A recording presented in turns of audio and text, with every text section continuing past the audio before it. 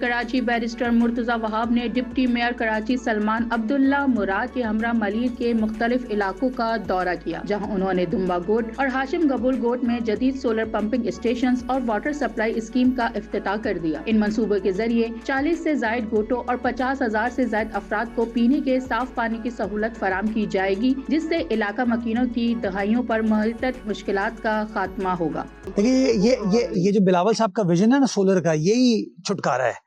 میں بتاؤں آپ کو، بجلی اتنی مہنگی ہو گئی ہے، ماضی کی حکومتوں نے اتنے غلط فیصلے کیے کہ بجلی اتنی مہنگی ہو چکی ہے کہ ایک عام آدمی وہ افورڈ نہیں کر سکتا۔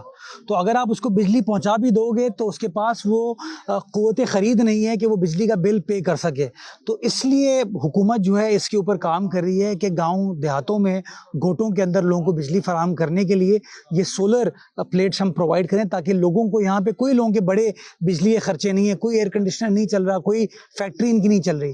ان کو اپنے گھر کے لیے لائٹ چاہیے، پنکھا چاہیے، جو کہ سولر کے ذریعے بآسانی پرووائڈ کیا جا سکتا ہے۔ افتتاح کے موقع پر میئر کراچی کو تفصیلی بریفنگ دیتے ہوئے بتایا گیا کہ حکومت سندھ محکمہ توانائی کے تعاون سے 80 کلو واٹ کا سولر سسٹم دمبا گوٹ واٹر پمپنگ اسکیم اور 60 کلو واٹ کا سسٹم ہاشم گبول گوٹ واٹر پمپ اسکیم پر نصب کیا گیا ہے۔ اس منصوبے کی مجموعی لاگت 4 کروڑ 20 لاکھ روپے ہے۔ اس منصوبے سے سالانہ 11 لاکھ یونٹ بجلی پیدا کی جائے گی اور سالانہ 1 کروڑ 20 لاکھ روپے کی بچت ممکن بنائی جائے گی اور سالانہ 212 ٹن کاربن کی پیداوار میں کمی آئے گی، جو کہ ایک ماحول دوست عمل ہوگا۔ ان علاقوں میں بجلی کی طویل لوڈ شیڈنگ کے باعث پانی کی فراہمی شدید متاثر تھی۔ اس منصوبے کا مقصد دیہی علاقوں میں بجلی کی لوڈ شیڈنگ سے متاثر پانی کی فراہمی کو بہتر بنانا ہے۔